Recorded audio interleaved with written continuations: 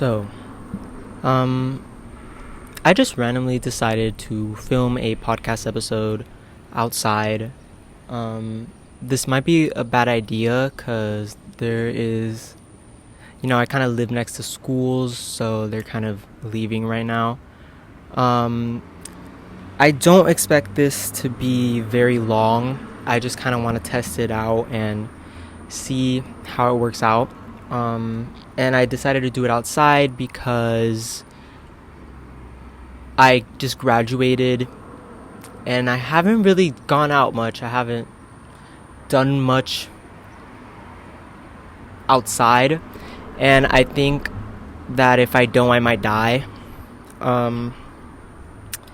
So yeah, that's kind of where I'm at. This is kind of any time that I go and record a podcast or something with the intention of recording a podcast, I kind of don't know what to say, and I also realize that I start talking really slowly and just pause in between what I say. So if that bothers you, please go ahead and put the video in 2x speed. However, the last kind of podcasting I did, I realized that I actually speak kind of incomprehensibly, if that's the word. So I might get distracted because there are cars coming into this area, and I get a little scared. I get a little shy being in public with a mic and a tripod and a camera pointing at me. It's a little awkward. If you've never done that, go ahead and try it. I feel like it's a good exercise to be more comfortable, and so social anxiety or stuff like that. So I kind of just wanted to talk about a couple things. Number one is the fact that I graduated. That is crazy. I feel like mentally there's no movement. I feel like since there's a milestone doesn't, or an age when you get older, you don't necessarily feel older. It's just kind of a process that slowly goes on. And I think the same goes for graduation, at least for me.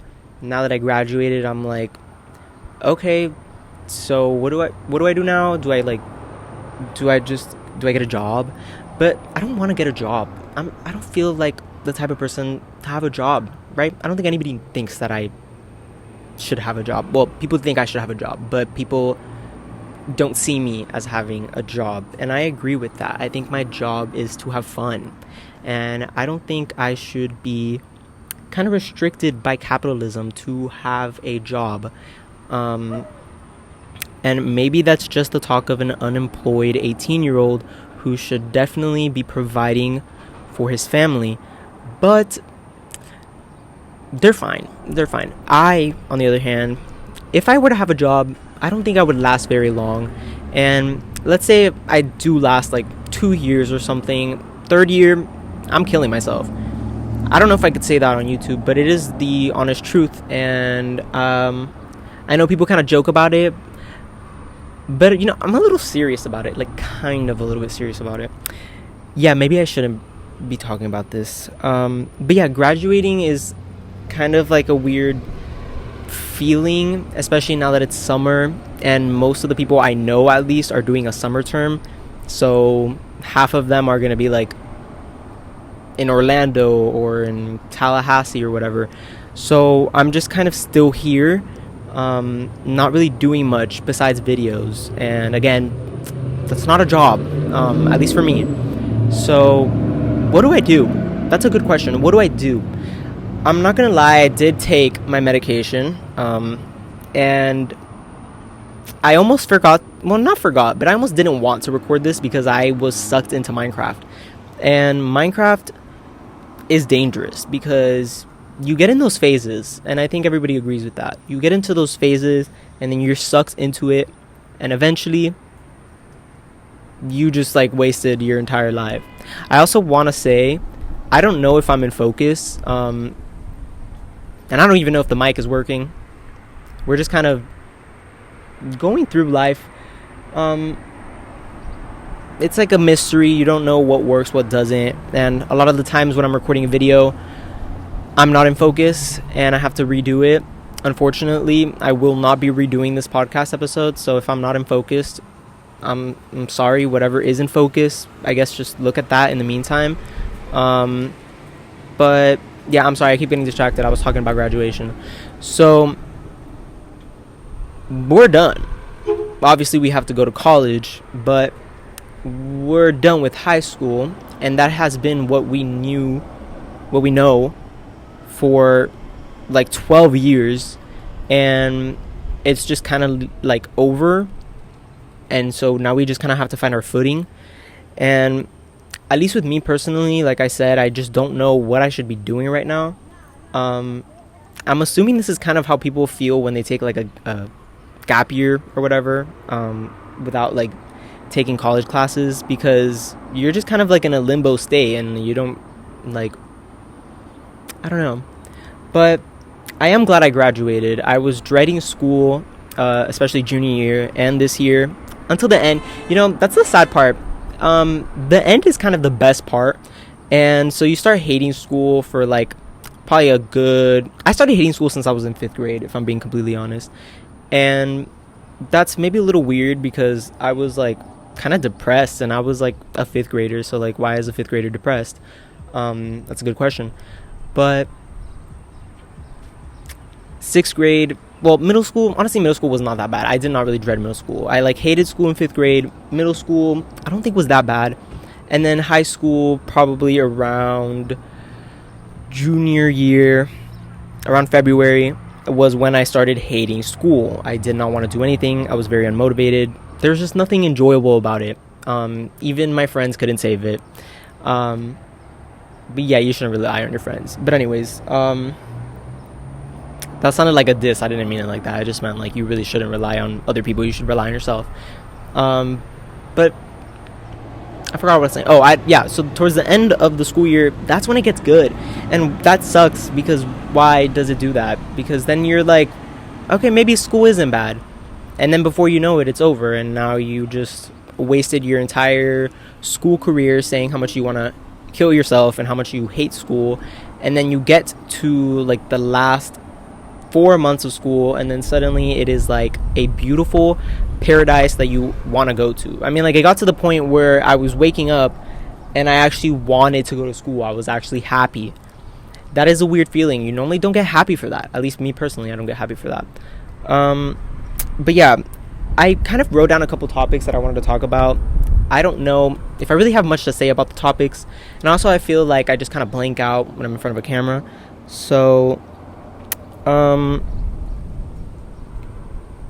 I actually didn't write that many topics. But one thing I should talk about is the fact that I am low-key a hypochondriac.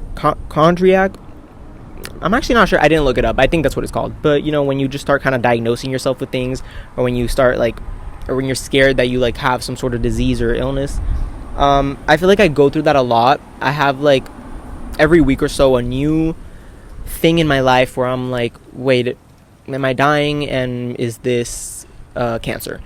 And I think that's because the access to the internet is a little crazy. I feel like some people should not have access to the internet like 24/7, me included, because since it's so easily accessible, I could just go on my phone and look up like any symptoms that I at least think I have, and then get an answer, and the answer is like cancer or something.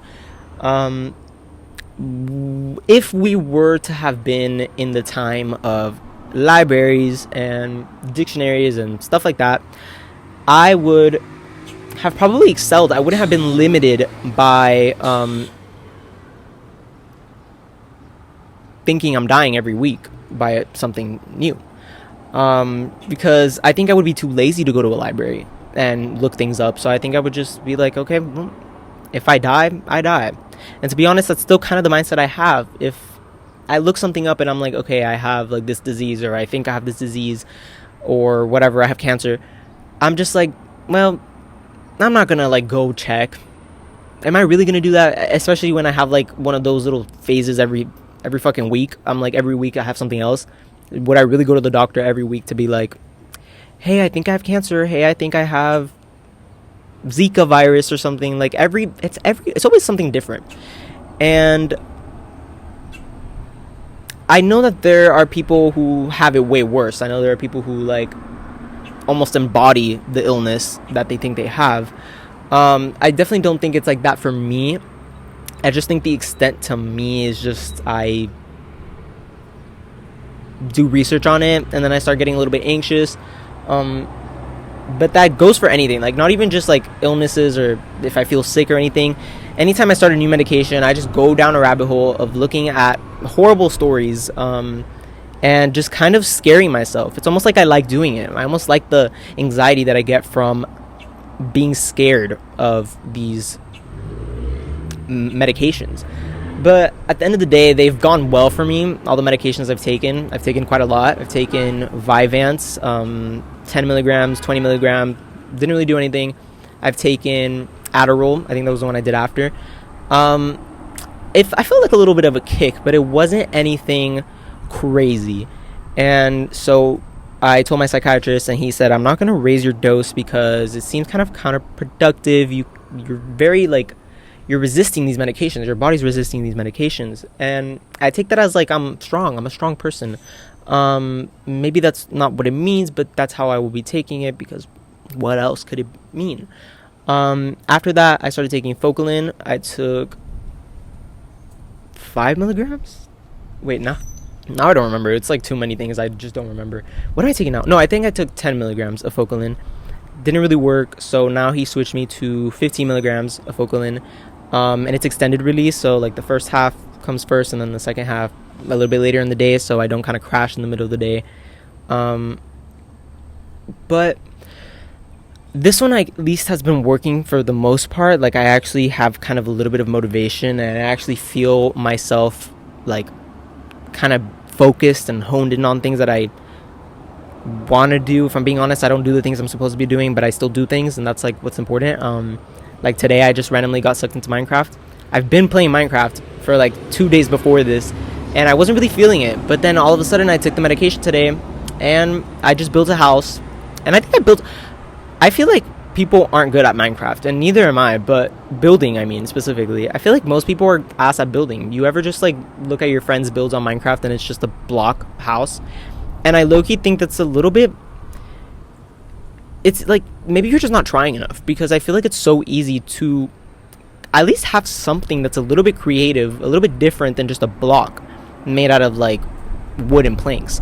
It's so easy to just get like the corners of that wooden house and then make it into like logs, to have some little design, change the blocks so they're not all just the same block. Okay, you see, now I'm getting distracted talking about Minecraft and nobody cares about Minecraft. Therapy. I feel like therapy, I don't want to say it's a scam, because I know it works for some people, and I know there's different types of therapies, so I can't really speak for everything.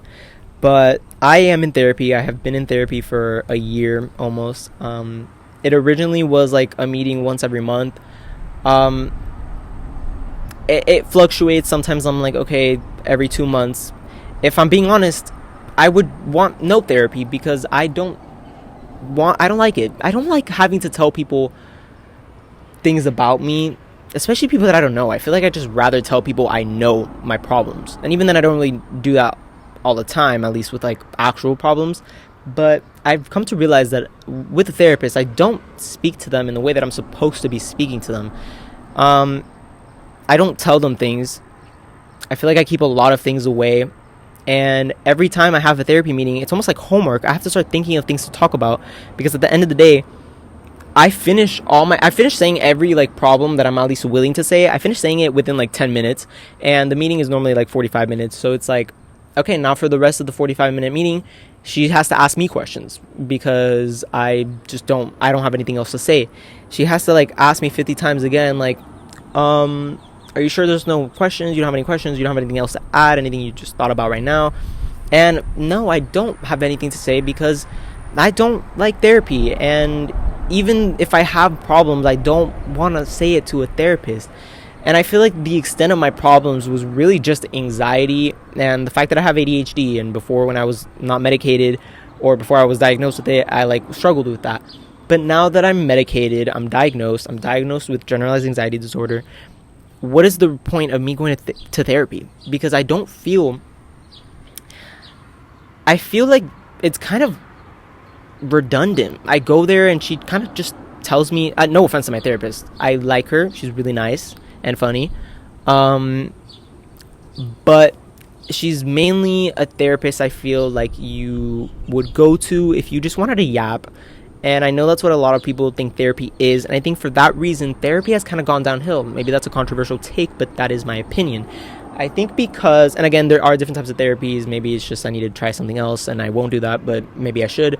But I feel like therapy, since it kind of just became like you're sitting on a couch talking about all your problems, you're just yapping or whatever, and then your therapist just kind of listens, writes down notes or whatever, and then maybe gives you feedback on whatever you want to fix. I think because that became the general idea and how therapy was portrayed in the media and on social media, how people talk about it and how people use it now, I think it just kind of changed. And I think the people that really need the therapy, again, I'm not saying the people who want to yap don't need the therapy, they probably really do, but the people who really need it, where like their anxiety is ruining their lives, where their depression is ruining their lives, I feel like they're not getting the support they need, because the support at this point has just become talk about your problems. It hasn't necessarily been solve your problems in ways that work. Because when I go up to her, I tell her my anxiety, I could honestly list her my triggers, I could list her why it happens, I could list her literally everything, and at the end of the day, the most she could say is try meditation. And one thing about me is I have tried meditation. If you have ADHD, you sometimes, you realize that meditation doesn't really work in the way that it might work for people who don't have ADHD. Obviously because of concentration, but of other reasons. Specifically, the fact that if you want medication to actually be effective in your life, you have to be consistent, or at least add it to a routine you have and do it every day or every week or whatever. But I can't create routines like that. It's just not possible for me. And I have tried with literally anything. I've tried with working out, I have tried with YouTube, with anything, even things I like. I just can't be consistent with it, which is why I think a job would literally kill me, because I have to be consistent, I have to go to work, and I have to actually do things, and that is something I don't like doing. I don't like doing things that I'm supposed to be doing. I like doing things that I'm not supposed to be doing, and only occasionally. But yeah, so I think therapy, there's a kind of an issue with therapy, and I think we need to address that issue. Because why do the people who actually need it, I think the way that people have been wording it, and I'm going to word it like this so maybe it's easier to understand. You are aware of your issues, but awareness is only the first step to solving something. I'm aware of my anxiety. I'm aware of what causes my anxiety, what reactions I have when I have anxiety. I'm aware of all of that. How do I fix it, though? And don't tell me meditation. And don't tell me breathing exercises, because that's only a temporary thing. Like, I obviously can only temporarily do breathing exercises, and I do that. And to be fair, breathing exercises do work. I will give them that. I think it's the most, calming thing, especially when you have anxiety. I think it's the best thing. But I think it's kind of dumb, and I think for the most part, it has been affecting people in the wrong way, because they're not getting the help that they need. But maybe I should become a therapist, and maybe I should become the therapist that I want, and the therapist that people want, that people actually want to take advice from and want to better themselves with, because you can't do that. Oh, and another thing, I also do it online, so maybe that's another contributing factor, but I kind of doubt it. I honestly think I would be less willing to share things about myself if I was in person and I had to face someone directly. That's just not something I like doing. I'd rather be online in the comfort of my own home. So if I do have a moment where I just kind of want to be by myself, I could. Another trick, this is messed up, but another trick that I kind of learned for therapy to make it pass, because I'm telling you, it's really like homework. It's like a class. It's like I have therapy class, but I'm not learning about therapy. I am receiving the therapy. But it's just no, I know I don't like it. I don't like talking to people. I don't know if it's like, if it's in a man, if it's a woman, if it's a they them, if it's a whatever. I can't share that. I could maybe share that with a friend, maybe. But even then, I'm not going to burden my friends with like every single thing that's on my mind. I already feel like it's annoying to have anxiety, and it is annoying to have anxiety. For other people, if I see someone that has anxiety, it's annoying. It really is. And but you guys aren't allowed to say that unless you have anxiety. But it feels annoying because it's like, okay, now everything has to stop because you have anxiety, which is why when I have anxiety, I try my best to be quiet and deal with it alone. And I think I do a relatively good job. I think the only times when I have to make it clear that I have like an anxiety attack is when it is so strong that it really like takes over the moment. And it's happened a couple times, but I feel like a lot of times not even my friends notice when I'm having like an anxiety attack. Like I will just be like I'll appear calmly in the moment, and it'll just happen at the most random times. Like sometimes there's no reason to it. A lot of times it just spirals into it because, you know, just because life is like that. But yeah, I do a pretty good job, I think, at hiding it, and I try my best not to mention it a lot, or at least I do kind of mention it a lot, but I mean, like, I don't try to ruin the moment when I have anxiety.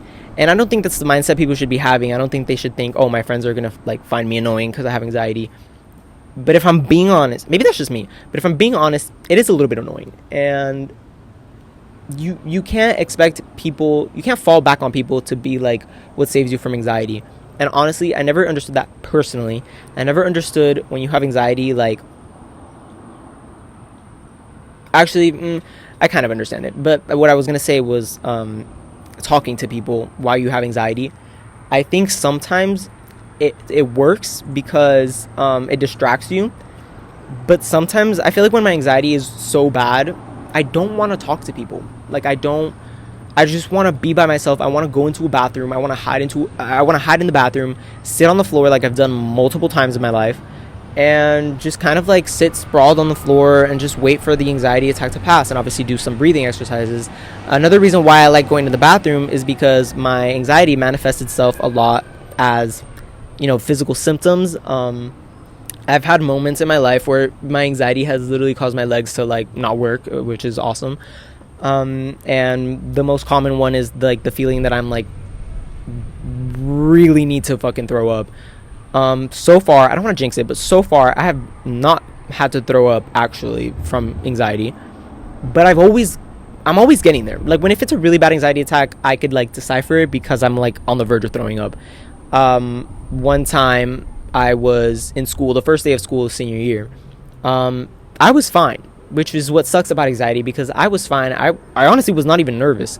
But then I think the idea, like, I kept thinking in my head, okay, this is one of those like days where you most likely will have anxiety. And I think because I like put that in my head, I'm like, damn.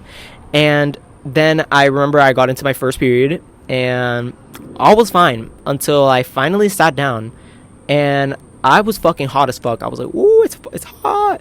Is anyone else hot? And I saw that nobody had the same reaction as me, and that's kind of when I just realized.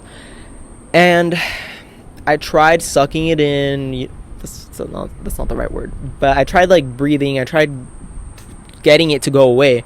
But it was so strong that I actually gagged in the middle of the class.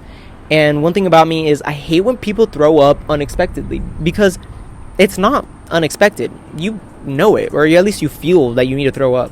So why are you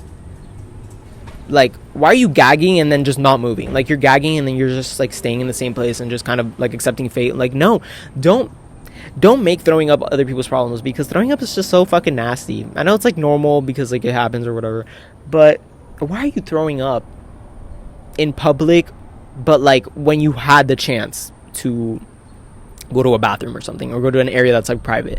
Again, I understand there are moments where there's no place to go. Wherever you go, there will be people, and unfortunately you have to burden them with the feeling of the nauseating feeling, look, smell of vomit.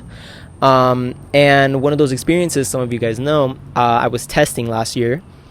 I was already having an anxiety attack because before every test, I had an anxiety attack because that's how life is. And I was kind of like going through that. I was trying to focus on the test that we were taking, doing breathing exercises or whatever. And all of a sudden, by the way, I was sitting next to the door. All of a sudden, a guy outside in the hallway proceeds to projectile vomit so gruesomely, so movie, like so film movie-esque. Like, it was so... Sometimes I don't even want to think about it because it was genuinely so, like, I didn't see it, I didn't smell it, but the sound alone was just so... It was enough to, like...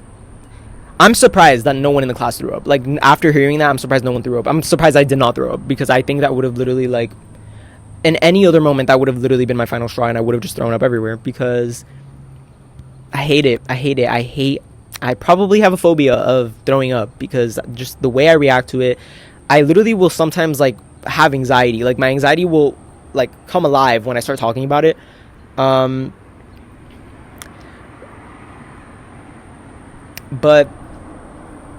Oh, right, I was describing it.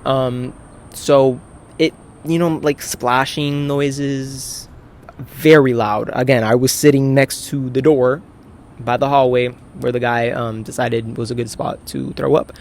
And it just wasn't a little throw up. I feel like when you're nervous, you don't... Okay, maybe... I don't know. I don't think I've ever thrown up from being nervous. But I feel like if you do throw up from being nervous, I feel like it's not that strong. It's not a strong stream. I feel like it's just a little stream. You could just kind of, like, have to get over it. It was kind of like, oh, you were scared or whatever, and it just goes away. But that was violent. I don't know what he had. I don't know. He emptied himself out. Like, he lost probably a lot of weight just from that one session of throwing up. I actually don't know if this is even recording. I probably should have checked that from the beginning. Okay, it is recording. Well, I have hope. I have hope that this is recording and that I don't have to figure out how to edit this. I also don't really want to edit this. I think I'm just going to leave it completely raw, unedited. I'm not going to lie, it is just because I'm lazy and I don't want to have to go through the whole thing, just checking to make sure, like, that I didn't take too long between pauses. Again, if I am taking too long between pauses, put it on 2x speed because that's what society has come to. Let's talk about it. Why are we speeding everything up? And honestly, I'm guilty, but why are we speeding everything up? Like, every social media app has a, like, 2x speed up feature that is so easily accessible. Like, it's now not just like you go into your settings and, like, you put it 2x speed. Now it's like you hold the side of your screen and then suddenly it's 2x speed. Why did we decide to do that? And I'm not gonna lie, I like it. I do like it, but at the same time I realize how that's such a bad thing, how that is so bad for our minds. I think by, like, 2050, I think the whole population will have what appears to be ADHD. Maybe not actually ADHD, but at least that attention span aspect of ADHD. I think everybody will have it like that. I think everybody will not be able to focus. And I think that's already what we're seeing. We're seeing a lot of people unable to focus. And it's scary. It's scary because why can we not focus anymore? Why can we not just watch a movie and not be on our phones? I don't do that, by the way. At least when I'm in a movie theater. That is a pet peeve of mine. When you go to a movie theater, why are you taking your phone out every 5 minutes to, like, go answer a text or to, like, look at social media? You paid to be there. So why are you on your phone? Just watch the movie. I mean, it's not even that long. Like, a movie ranges from, like, an hour and 30 minutes. Like, obviously some of them are, like, really long, but it's just, like, the movie could be, like, 5 hours, and I'm not pulling my phone out. Like, I am not doing that. My phone is in my pocket, and I have the urges. I have the urges to pull my phone out, like everybody else. And sometimes I almost do. Sometimes I get, like, a notification. I'm like, oh, I want to know what that is. But I don't look at it because I... Anyways, the video stopped. I'm glad I noticed it before I kept talking. But isn't it crazy that the person who has ADHD is somehow able to control myself from grabbing my phone in a movie theater and like viciously checking it. And what are you checking it for? What is so important? I mean, I get it if you like, if you're having a call and you want to check what it is just in case it's like an emergency or whatever, but why are you pulling it up to go to like look at social media? Like it's gonna stay there. It's not leaving. You could check it when you're done with the movie. However, the movie, you paid for it in this specific time. You can't just like go back to the movie theater and just watch it like the next day unless you pay for it again, which is like, why would you do that?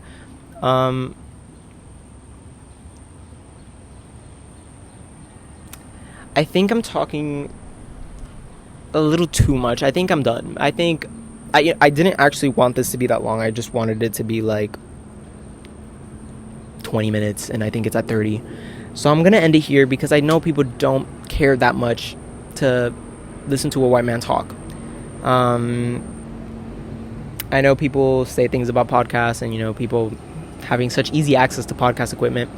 And I do agree, but I don't at the same time, because this is literally therapy. This is better than therapy, as we have discussed before. This works better at being able to say what you want. But you will be judged. And in like in a situation where you go viral for something you say, you're kind of screwed, because at least with like therapy, there's kind of like confidentiality there. But online, you're able to be destroyed. So yeah, I'm done. Thank you for watching, if you actually watched. Like the video and comment or something.